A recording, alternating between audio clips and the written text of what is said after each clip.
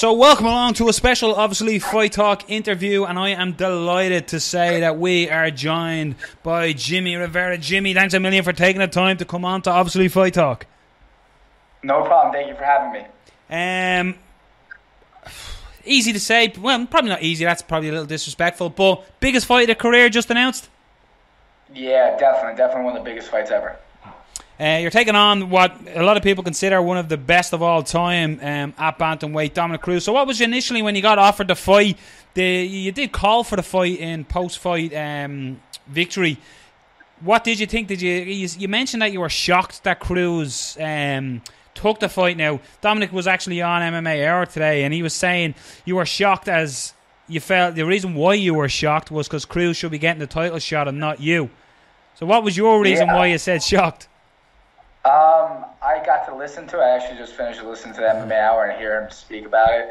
And at the end of the day, they have this upcoming star that could last a lot longer than Cruz. And I think they're trying to push me a little bit more, which is nice. And from now, his point of view, it's simple. He should fight for the belt. But does he get the belt next? And he's not promising anything could happen. So I could get the title shot next. So that's basically what he made it sound like. And that's fine, which makes sense. He hasn't fought in a year. Cody hasn't fought almost a year or two as well. He's going to defend his belt. So Cruz should defend his spot. One thing he mentioned was he basically, in not his exact words, but he said that this would be a number one contender shot. Have you been told that by the UFC that it would be? I'm sure it should be, but have you been told that? No, we haven't been told. You know what I mean? It should be. It makes sense it's going to be, but you never know what's going to happen. Look, you don't know what's going to happen. Cruz actually said yes to the fight. It's very, you never really know what's going to happen with UFC and what exactly they're going to do, but they're always going to look to push themselves, and and they're the best promotion around. So it should be interesting to see what will happen after November 4th and what would happen after December 30th. Dom has been commentating on a couple of your fights as well, so we basically alluded to he knows everything about Jimmy. So he knows what he sees, what weaknesses he sees. Do you think that is a bit of an advantage for him, that he has to obviously study your fights prior to fighting you, or do you always think that you were on his radar and he was doing a little bit of homework anyway? No, I laughed about it. He was saying that he knows me really well. He's seen footage. Yeah, he's seen footage, you know what I mean? But it was funny listening to him to commentate my fight against Almeida, and he was saying things that I did not do at an Almeida fight at all. And I kind of laughed about it because I don't always fight every fight the same way. It depends on the opponent, who's in front of me. Every fight's a little different. We started training camp with Almeida, and it was like, all right, we're going to grind it out, kind of do what Faber does and grind out the fight, take him down and this and that. Halfway through camp, now my coach decides to change it. We're going to stand up with him, take him down if we need to. And that's what happened the whole fight. Took him down, and I didn't even keep him down on purpose. I wanted to get the knockout. I wanted to get that next title shot. That was my whole purpose, is to try to finish him big. But fortunately, I didn't get to. He's tough. He was in there to win it, and he wasn't accepting the L at all. You're on a crazy winning streak at the moment, and you have huge wins over the likes of Uriah Faber, but do you still feel like you're flying under the radar? Because a lot of people on social media come out and said, why is Dom taking this fight and stuff like that, but do you still think you're flying under the radar? Of course I do. I'm not one to talk. I'm not one to crap talk like a McGregor or Diaz or any of those other guys. I just very humble. I'm really happy for this fight, for this opportunity. I'm looking forward to going in there and giving him another loss and hopefully getting a title shot next. As you said, you don't like to talk too much, but considering who you've beat so far and the crazy run that you've been on, if you do beat Dominick Cruz and go on, get the title shot and beat either Cody or TJ, could you be considered the best bantamweight of all time, considering you would have beat Uriah Faber, Dominick Cruz, Cody Garbrandt or TJ Dillashaw?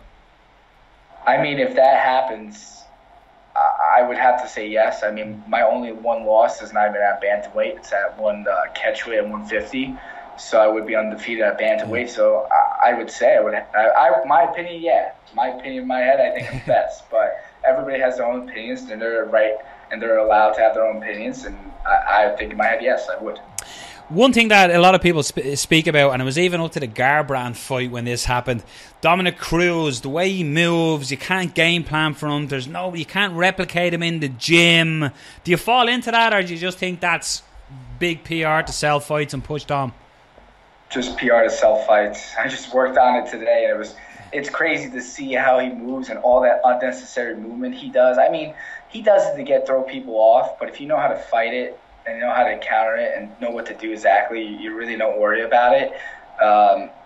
It's really like it's not simple. It is hard. I'm not gonna say, but I have great teammates like Julio Arce and Luis Gano who can mimic him so well, and it's getting ready for a fight. I'm super excited about it, and I can't wait to get ready for it. I started training camp already, and I'm looking forward to it, and I think I'll be ready for everything he's going to bring to the table. Is there any fear at all that Dom won't make the fight? Because we know that he's had a lot of injuries in the past. Is there any fear on your end that maybe he might not make it? I'm not really thinking about that. I think if I worry about that, I'm not going to train hard enough. Yeah. You know what I mean? I'm going to assume that he's 100% go, like he was MMA Hour. He said he was good, did stem cell surgery and all that, or whatever replacement, and his feet are good. He's feeling great. So he's good to go. And if something like that happens, I guess I would have to step back and figure out what would be the next step for myself. So you said that fight camp has started, so that male grooming has now stopped, as you've said on Ariel Helwani. This is where you go into caveman mode. Yeah, I think I already got caught up. I think I might have to trim it just a little bit for work, but yeah, I'm not shaving out. Plus the winter time's coming up, so it's the best. It's the free scarf for your face, so you got to enjoy it, like you guys. You're preaching to the choir, you're preaching to the choir here. I love a good beard, like, I really do.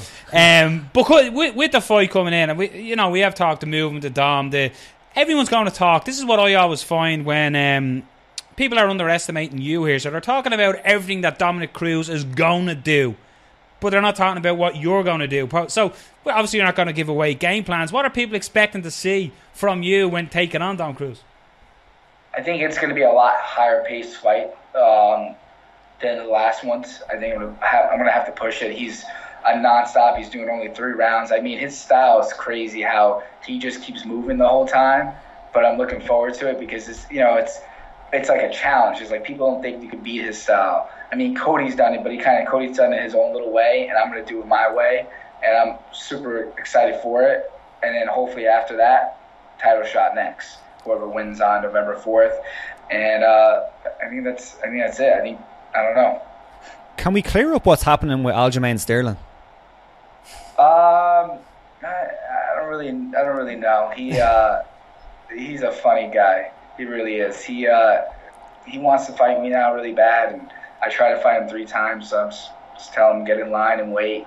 He can enjoy. I mean, he lost to Caraway, so I don't even think he's really good of a fighter, Sterling, but he could just kind of wait his turn, and he didn't want to fight me before, so I'm not going to give him an opportunity now. He didn't give me an opportunity after 3 times trying to fight him, so he could just keep waiting. I have nothing against him. I could care less what he says. I could care less what anybody says. I really don't care. I don't really feed into the trash talk. I think it's just something for people to do because they're one way when the camera's showing and on Twitter and social media, and then they're another way in public, and I just think it's funny. One thing when I was just doing a little bit of research on yourself was that I found that you actually love coaching. It's one of the big things in your life. But I also came across something on Twitter. There's some kind of Hall of Fame, New Jersey Hall of Fame thing. Is that correct? Yes, I did. I got inducted to the New Jersey Hall of Fame for martial arts as a fighter, and that's actually going to take place December 1st. Myself and actually one of my former teammates, Caitlin Shikagan, as well as the female fighter. So we're looking forward to that. And it's a really great honor to be able to be inducted to the Hall of Fame as a fighter, as a martial arts fighter. Awesome. I have to say, it was great. It was great for you to get onto us here today. We were delighted. We didn't think it was going to happen. We literally just messaged him, chance your arm. But absolutely, really appreciate the time. We know you're short of time as well. You have places to be, former champions to beat up. So we thank you for coming on. We'll be following it. I'm sure there'll be all the behind the scenes UFC stuff and plenty of media that's going to come with it as well. Is that a part of it, just briefly, is that a part of it that the lights are going to be shining on you a lot more here, so you might have embedded and stuff like that? Is that something that affects you in fight camp, the media obligations? Not at all. I just tell people when I have interviews just to find a time. I mean, my really free time's from like 2 to 4, about 4 p.m. Because after that, once the classes start and I have a school to run, this is not, fighting's my second passion. My first is teaching. So I have a school with 257 students in it. So I'm busy. I'm in New York City. I'm busy on East 23rd Street. I have a lot going on, so it's really hard. I tell people you just got to juggle with me. You got to bear with me at the time and stuff. But I'm not really worried about that. The more media I can handle it, I'm really disciplined and able to balance out a lot of things. So whatever I have to do, I'll do, and I'll get it done. It's just a part of the game. Doesn't bother me at all. I was actually waiting for Dominick to trash talk a little bit on MMA Hour, but he didn't, which I was surprised. I wanted to see what he had to say. I just laugh at his comments. Whatever he has to say makes me laugh, and I enjoy it. We 100% were sitting here listening to the MMA Hour going, say it, just say it, so we can get the reaction, say it. But no, he was nice. This guy. he was nice. I was trying to be clicky. But yeah, again, huge thank you, Jimmy, and best of luck in camp, and best of luck on the night, and we look forward to watching it. No problem. Thank you for having me on the show, and I hope you guys have a great day. Cheers. Same to you, man. Take care. There, ladies and gentlemen, fighting Dominick Cruz, Jimmie Rivera, El Terror. Awesome. Fair play and taking time to come on. Yeah, fair play to him. We tried, just for transparency, we'll say, we actually tried to get him on last week when the fight was announced. Yeah. It couldn't happen. Obviously, Jimmy has a very busy schedule running a school of 60,000 people. Fucking hell, 200 and something. He runs a school for New Jersey. It's basically a school for New Jersey. So he was very busy. We couldn't do it. So it was great to do it now. Yeah. But it just came across that Dom was on the MMA Hour, our sister podcast. We kind of just gave them that interview. We're like, we'll go with Jimmy, and we'll take Jimmy. But it kind of just came around like that. Great, but I can't wait for that fight. That's a fantastic fight. Great fight, huge fight. And I cannot believe people are going, why is Jimmie Rivera getting the shot? Like, why is he getting this fight? Why is Dominick taking this fight? It reminds me of, and probably not even. I think it doesn't apply to Darren Till. So that's who it reminds me of. But it applies more because Darren Till doesn't have as many fights. But it's a similar situation where people are like, why is Jimmie Rivera getting this title shot?